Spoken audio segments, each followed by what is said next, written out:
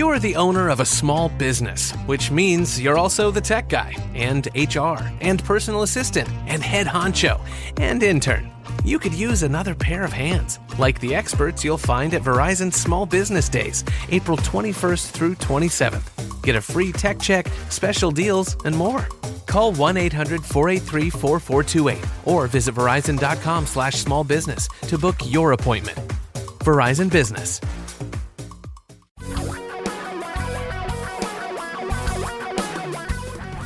Reality radio for a really great future. We're talking real money.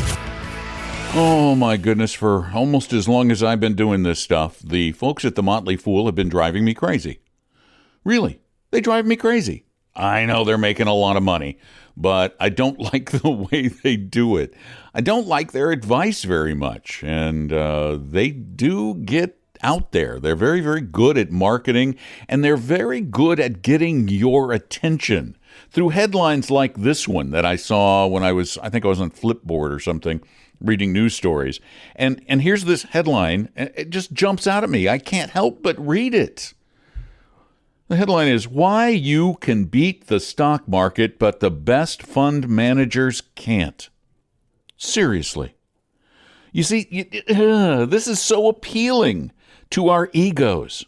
We want to think we're above average. We want to think we have special skills, that we can beat the market, even though there is, and they allude to it. Well, they even come out and say it in the article. There is no evidence. There's no evidence that active mutual fund managers can beat the market. They don't do it. They haven't done it for years. As a matter of fact, the Motley Fool uses the Standard & Poor's SPIVA scorecard, which is the index versus active. That's what SPIVA means, S&P index versus active scorecard. And they compare how active fund managers do against indexes or the S&P indexes. And they say here in the article that large company stock mutual fund managers, why, over 5 years, the index beat them 78% of the time or something like that. So how can you beat the market on your own? Well, you have an edge over them, they say, because you can do something they can't do, they say. And that is invest in small cap stocks, small company stocks, as they say, quote, those issued by a company with a market capitalization between $300 million and $2 billion. Yeah, I know that doesn't sound small, but in the world of stocks, it's small. Yes, you can invest in small cap stocks, but so can mutual fund managers, and they do. And how have they done? Well, according to the mid-year SPIVA scorecard,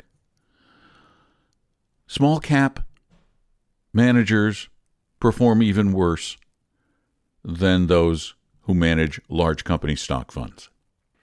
Over 80% of the time, over 5 years, the index beats the active managers, and over 10 years, it's 90%. 90%. It's only 10% of managers over a 10-year period manage to beat the S&P Small Cap 600.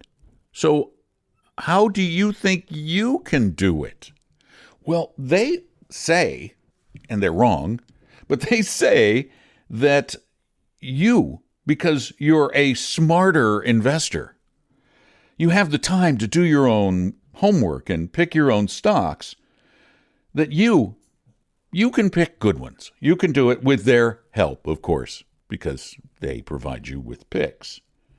But the reality is there's no evidence that they or anyone else beat the market. Yeah, every once in a while they'll show you a number that their picks beat the market, but many years ago, Value Line used to claim that their stock picks beat the market. Then they started their own mutual fund, and it turned out their mutual fund underperformed the market.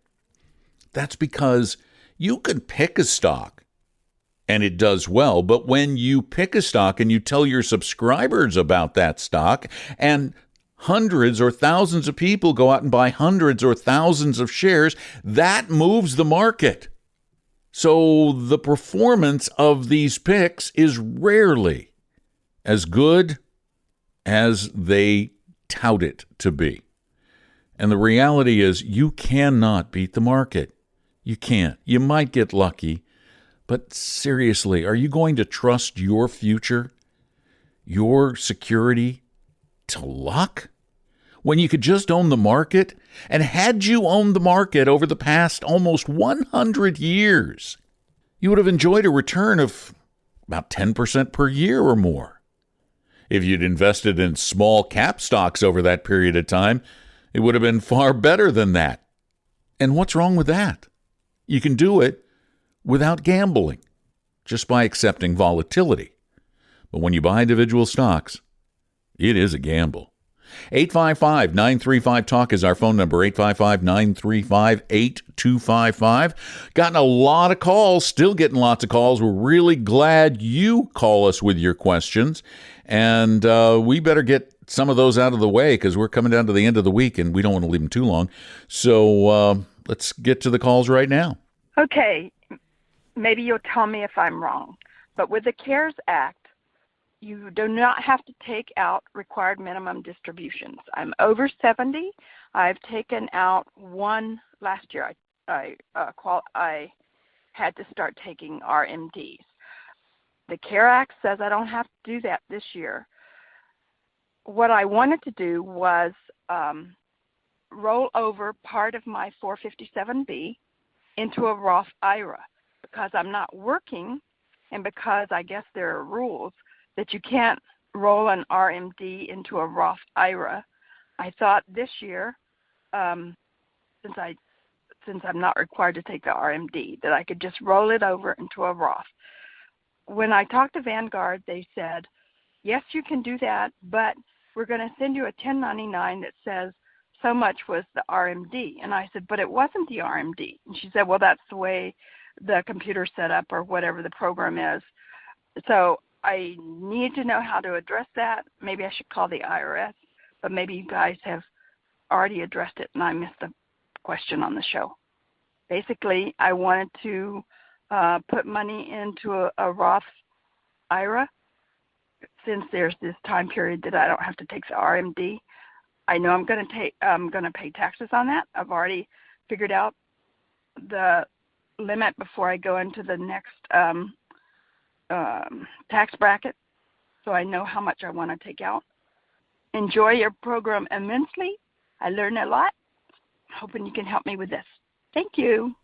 I was not aware that Vanguard system was set up that way, but I guess that makes sense.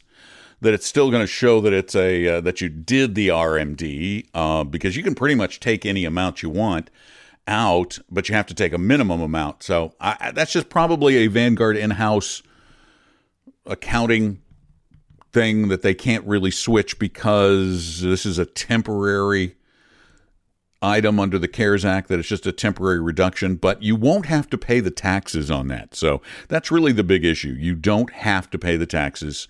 You can forget about them this year and then do that as you can just, but again, you're going to pay the taxes, but you don't have to worry about missing that RMD. They're not going to be looking for an RMD for 2020. So you can pay the taxes and transfer that money into your Roth IRA, I do believe, without any issue whatsoever because of the CARES Act. So don't worry about it. It's just a bookkeeping thing at Vanguard. And I think you should go ahead and do it. If you want to make absolutely sure there's nothing wrong with contacting the IRS, you might want to email them, though. You got plenty of time. And just get a response from them that way because you could be tied up on the phone forever, I hear. 855-935-TALK is our number, 855-935-8255. Hey, Tom and Don. Really love the show and the advice you guys give. I had a question related to asset allocation. I am a federal employee, have been for about 15 years, plan on staying in federal service and retiring eventually in about 18 years as a federal employee. As being that, I'll have a pension and then also Social Security. So my question is related to how to allocate my TSP account and my Roth IRA. I don't know my exact risk quid score, but I tend to be pretty traditional in the sense that my thinking is when I retire, I want to have about a 40 to 50% in bonds or fixed assets and fixed income, and then about 50 to 60% in stocks. But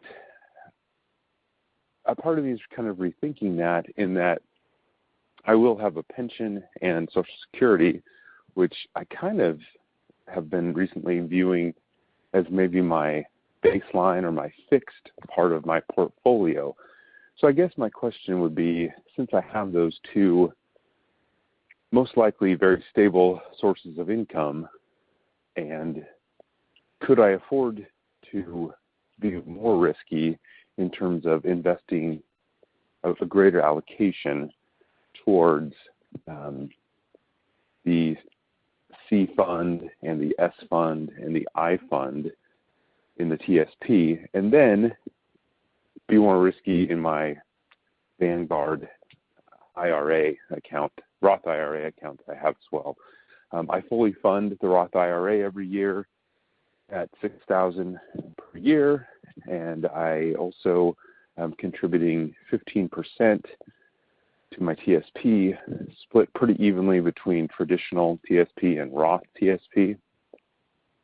And I am currently 44 years old. Appreciate the advice. Appreciate you taking the time to consider my question, and have a great weekend.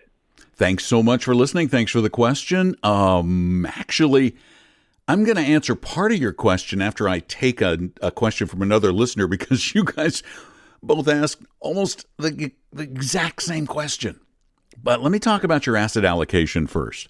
You say when you get to retirement, you will probably be a 50-50 or a 60-40 kind of investor, which means you're going to be taking some risk of high volatility, but not as high as owning the entire stock market. But we really don't know where we're going to be when we get there. We have to sort of reassess along the way. The trick is to invest for your comfort level today. So what it really boils down to, take another risk quiz, but what it really boils down to, if you can stand the potential loss in a year of 50% of your money and you won't panic or do anything dumb, then at your age, you could certainly have 100% of your money in a well-diversified portfolio of stocks around the world, large and small, U.S. and international. You could even pick up some small cap, overload small cap value a little bit, get some emerging markets if you really want to build a more complicated one.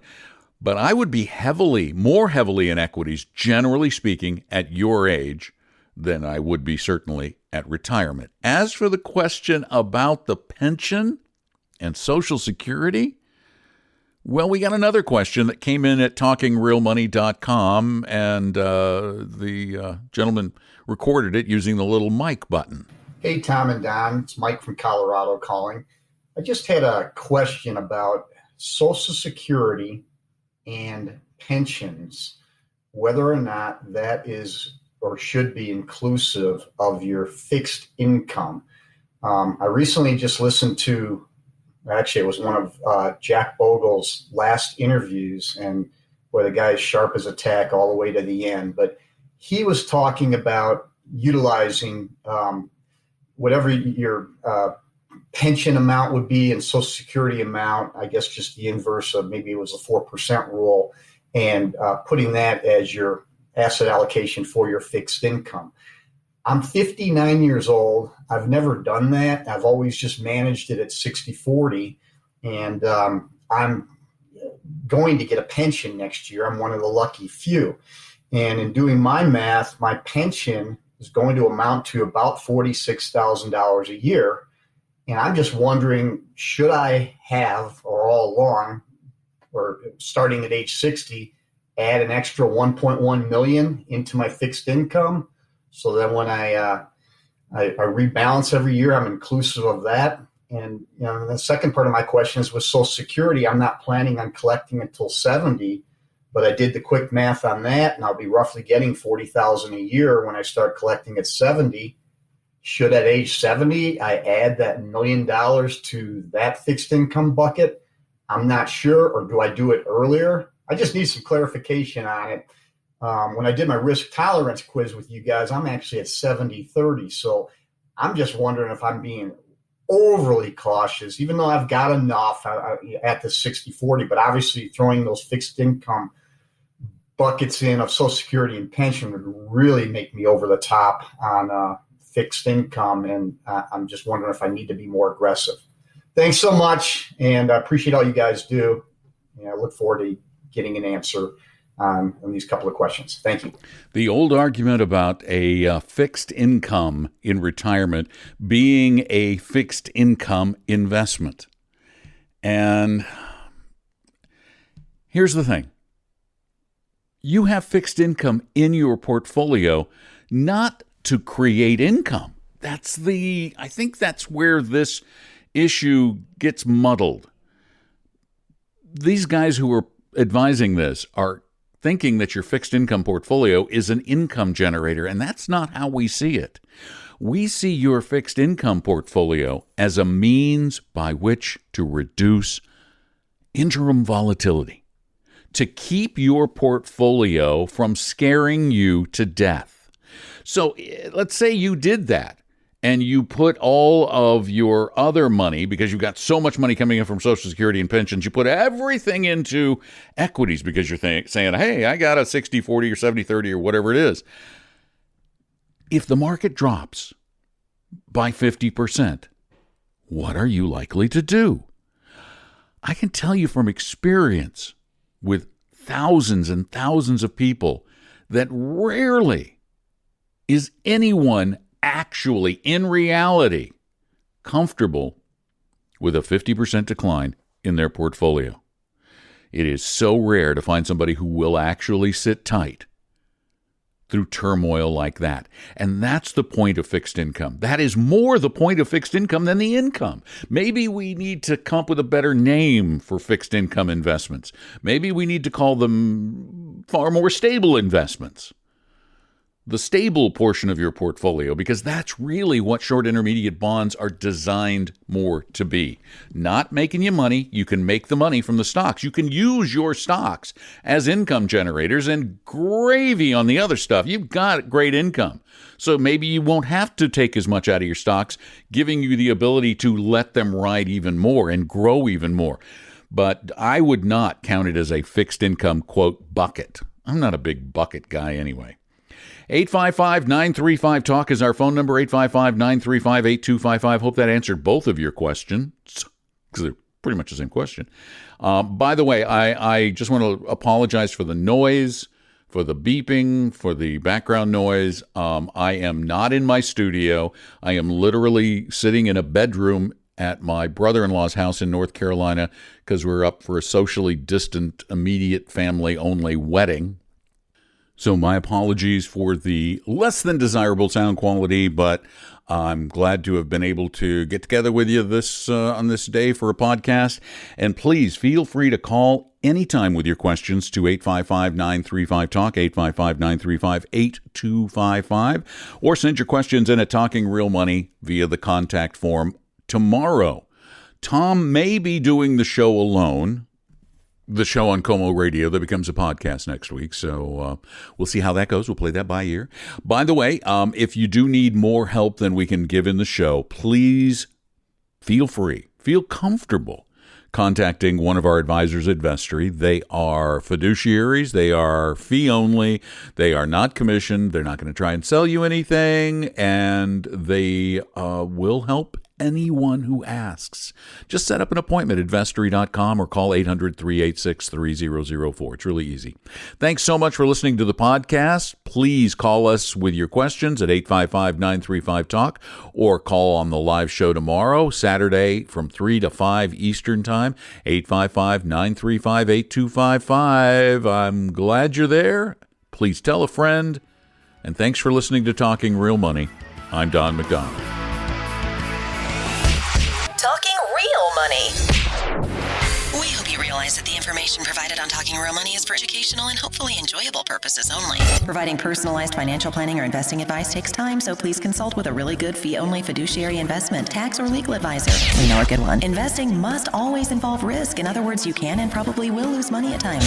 Also, as much as you want it, no one can accurately, consistently predict the future. So past performance doesn't tell you a darn thing about what the future will bring. Unlike many other programs that say something similar, Talking Real Money is not trying to get you to buy or sell any financial products or securities. Instead, the program is provided as a public service by Vestry, a fee-only registered investment advisor. Thanks for listening, and please visit TalkingRealMoney.com for more information and disclosures. That's a wrap.